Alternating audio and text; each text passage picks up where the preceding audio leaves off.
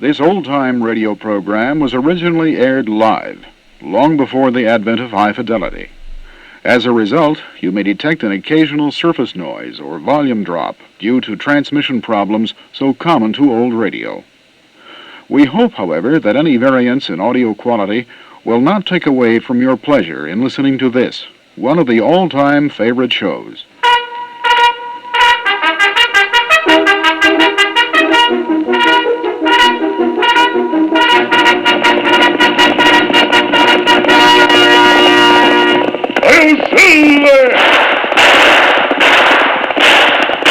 A fiery horse with the speed of light, a cloud of dust, and a hearty Hi-Yo Silver, the Lone Ranger.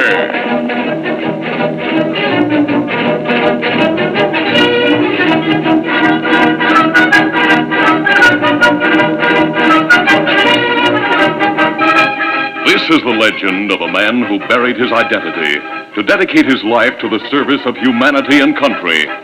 It is the story of the origin of the Lone Ranger.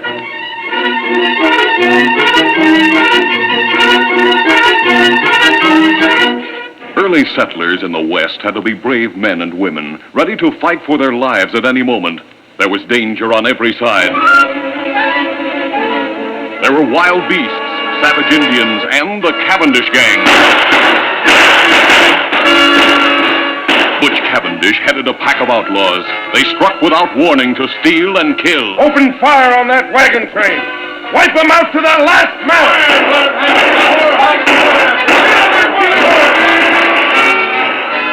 The Cavendish gang attacked ranches and towns as well as wagon trains. Everyone feared Butch Cavendish. His gang grew rich and powerful. Finally, the Texas Rangers learned where Butch Cavendish and his gang were hiding. 6 Texas Rangers guided their horses along a canyon floor to arrest the Cavendish gang. Presently, Captain Reed signaled a halt. Right in, boys. We'll wait here until a scout returns. Do you think it was a good idea to send Collins, our guide, on ahead? It was Captain Reed's younger brother who asked the question. The captain explained that Collins, who was not a Texas Ranger, was the only man who knew the country and who could scout ahead for information. Then, while the Texas Rangers waited for the guide's return, the captain said to his younger brother, My wife and son are coming from the east. If something happens to me and you survive, well, I know you'll take care of her and Danny. Right. I'm going to count on you to resign from the Rangers and work that silver mine we staked out. See that my son and his mother get my share. I promise. Here comes Collins, the scout. Steady. What's the word, Collins? Good news, Captain Reed. It's all clear. I scouted the rim on both sides of the canyon and found no sign of the Cavendish outfit. All right, boys, let's go. Get up there. Get up. Come on, get up. Collins, the guide, lagged behind unnoticed by the Texas Rangers, who moved in single file along the floor of the rock-strewn canyon.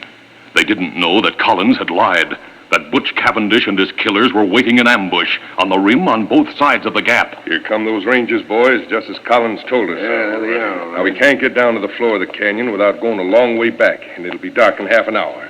So we'll just keep pouring lead into them from up here until we're sure they're dead. Then we won't be taking any chances. Now open fire. The Rangers leaped from their saddles and spread out as they returned the fire from both sides of the canyon. Soon, 4 of the Rangers were killed. Captain Dan Reed and his brother, wounded several times, kept fighting side by side. Then the captain fell mortally wounded, and a moment later his younger brother, the last of the Rangers, slumped to the ground.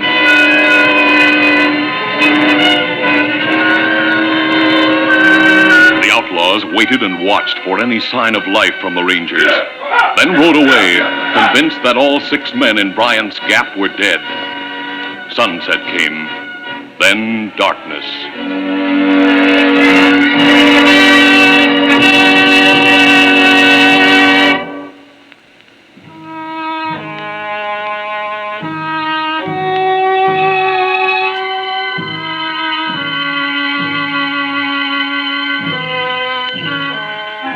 That night, an Indian examined the bodies by moonlight.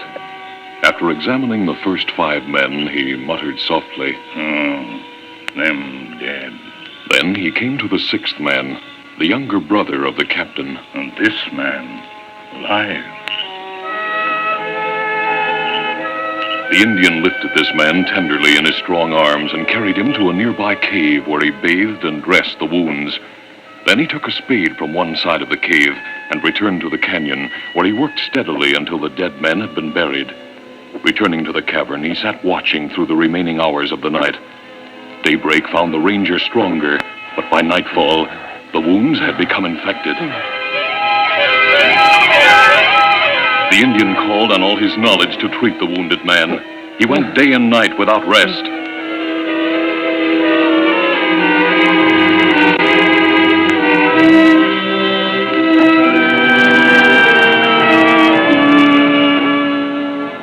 It was the morning of the fourth day when the ranger opened his eyes. And for the first time, the Indian saw them clear and calm. Are you awake? Me glad. Yes, but so weak. You wounded bad. I remember an ambush. That right? Me find you in canyon. Carry you here to cave. It's daylight. It morning.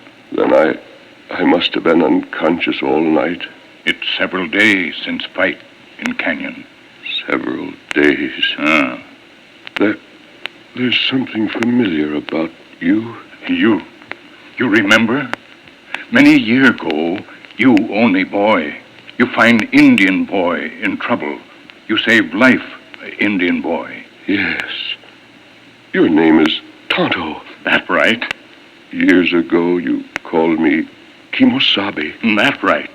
And you still Kimosabe. It mean faithful friend. Tonto, there were 6 of us in that canyon. The others. What about the other rangers? Other ranger. All dead. Dead. One was my brother. You only ranger left.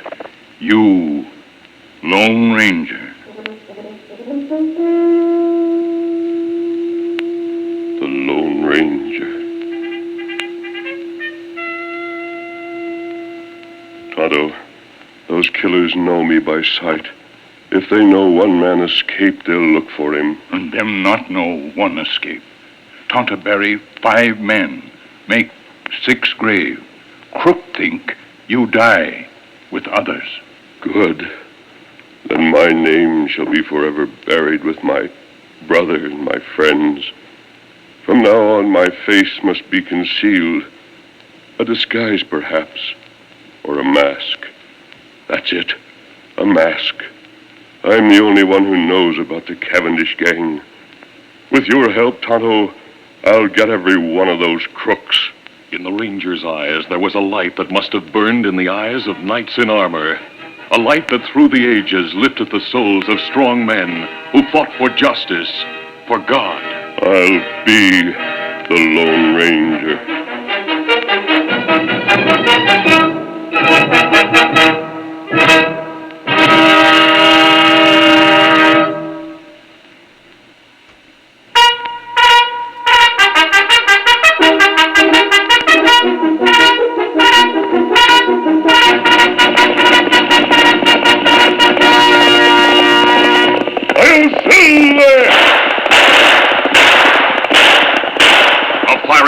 With the speed of light, a cloud of dust, and a hearty "Hi-yo, Silver!"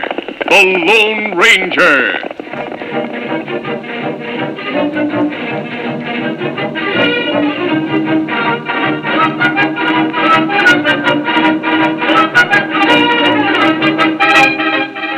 This is the legend of a man and a horse, and how they met. The story of the Lone Ranger and his great horse, Silver.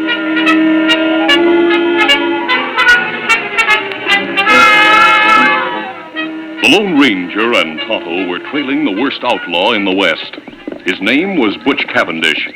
They had followed his trail for many weeks, until finally they noticed that the hoofprints of the outlaw's horse were fresh. We're close to Cavendish now. Yes, Tonto. He can't be far ahead. Him outrun us last time. Maybe better we shoot in sight. No, I want to take him alive. That shot. Look out. Steady there, steady, boy. Over over there. Killer in ambush, him right way. Tonto, he missed me, but he shot my horse. Get after him. Get him up, fella. Tonto's horse was tired and no match in speed for the animal Cavendish rode. The outlaw escaped. When Tonto returned from the futile chase, he found the Lone Ranger standing beside his dead horse. A good horse, Tonto. Loyal, faithful, and brave. But my next horse must be faster. I wish that... Tonto, we've heard stories of a wild horse, a fiery white stallion. Him seen near valley over there, where Cavendish go. We'll be on the lookout for the wild horse while we follow Cavendish.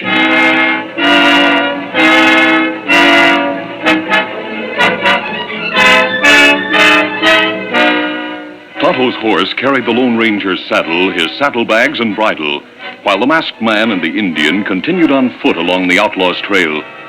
When they reached the top of a hill... Look, Tonto! They halted suddenly and stared at an awe-inspiring sight far down in the valley. They saw a great white stallion in a death fight with a giant buffalo. The horse was plunging, rearing, charging, and dodging wildly, and the sun flashed from his coat as from a coat of polished silver.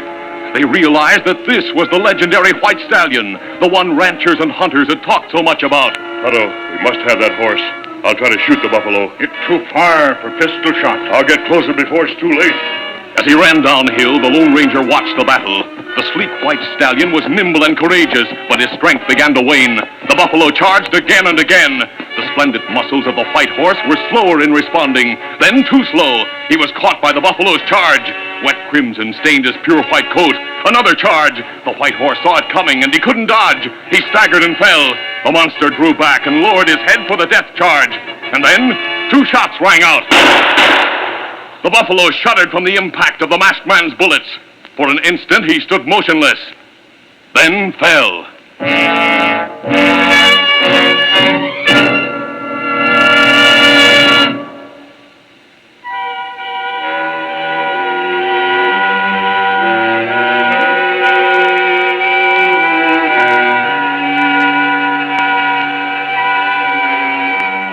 Cruelly battered and bruised, the white stallion lay quietly as the Lone Ranger bathed his wounds. During the next several days, the masked man and the Indian cared for the injured horse. Then the wounds were closed, and the horse's strength had returned. There was once more fire in his eye, a spring in his step, and his head was lifted proudly. Tonto, he's himself again. Him plenty strong. Plenty good horse. I wonder if he'll take a saddle. Let's try. Steady there. Steady, boy. Me get rope. Him run away. No, Tonto, wait. Let him go. I'd like to have that horse more than anything in the world. But he deserves his freedom. He fought for it. Him stop.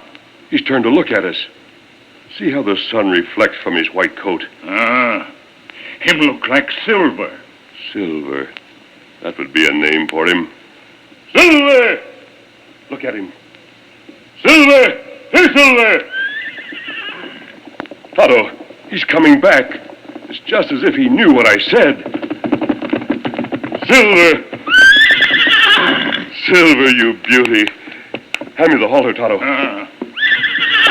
As the mighty stallion felt the halter, he trembled as if from a chill. Every instinct told him that he must flee at once to preserve his freedom. And yet he stood his ground. It wasn't gratitude that kept him there. It was something stronger, some mysterious bond of friendship and understanding. He heard the man's voice, and he liked it. Silver. Silver. We're going to be partners. Him let you use halter. Now, Tonto, the saddle. Oh, no horse like that. Take saddle. There never was a horse like this. Now, Silver, we're going to work together. The horse was wild and unused to the ways of men and the weight of a saddle and a rider. But the masked man was a kind teacher. He was gentle yet firm, and Silver was intelligent. The stallion seemed to sense the desires of the Lone Ranger and did his best to cooperate. He learned quickly, and after several days of training, he was ready. Follow me, Tonto. I'm going after Cavendish. Come on, Silver! No hoofs had ever beat the plains like those thundering hoofs of the great horse Silver. During the past few days, Cavendish had gotten far away, but the masked man and Tonto trailed him relentlessly with only a minimum of rest. It took days to cut down the outlaw's lead, but at long last, Cavendish came into view. There he is! Come on, Silver! The mighty stallion responded with a new burst of speed. Cavendish fired wild shots over his shoulder until his gun was empty. His horse, though powerful and fast, was no match for the charging Silver. Get up there! Come on! Fear and panic filled the outlaw's face. He heard the hoofbeats ever nearer. And then the masked man shout, I want you, Cavendish! The masked man's avowed mission was accomplished.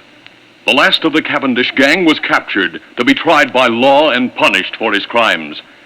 But there were many others whose criminal plans were to be challenged by the Lone Ranger, his faithful Indian companion Tonto, and his great horse Silver. Hail Silver! Hooray!